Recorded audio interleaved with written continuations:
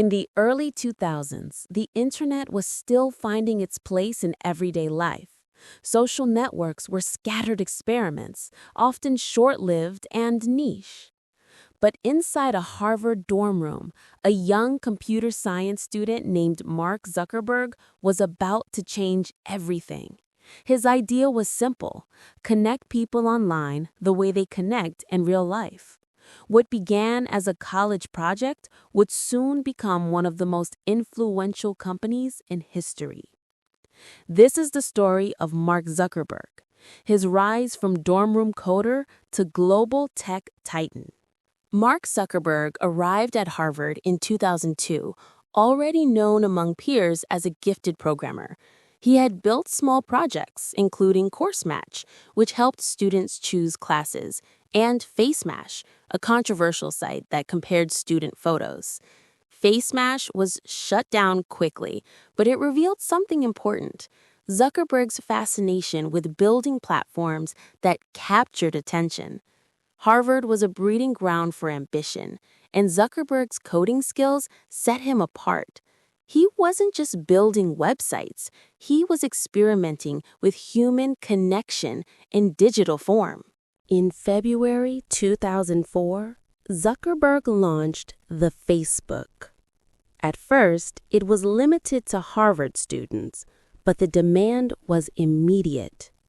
Within weeks, it spread to other Ivy League schools, then across universities nationwide. The team, Eduardo Saverin, Dustin Moskovitz, and Chris Hughes, helped fuel the growth. Students flocked to the site, eager to share profiles, photos, and messages. What started as a campus tool quickly became a cultural phenomenon. The Facebook was no longer just a website. It was a movement. By the summer of 2004, Zuckerberg and his team moved to Palo Alto, California.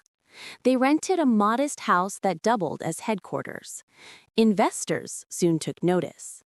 Peter Thiel provided the first major funding, giving Facebook the resources to expand. The culture was intense: late nights, rapid coding, and a mantra that defined the company: move fast and break things. In Silicon Valley, Facebook was no longer a student project. It was becoming a serious contender in the tech world. Facebook's growth was explosive. By 2006, anyone over 13 could join, and millions of users signed up. New features like the newsfeed transformed how people consumed information. But with success came challenges. Lawsuits from the Winklevoss twins claimed Zuckerberg had stolen their idea. Eduardo Saverin, once the co-founder, was pushed out amid disputes.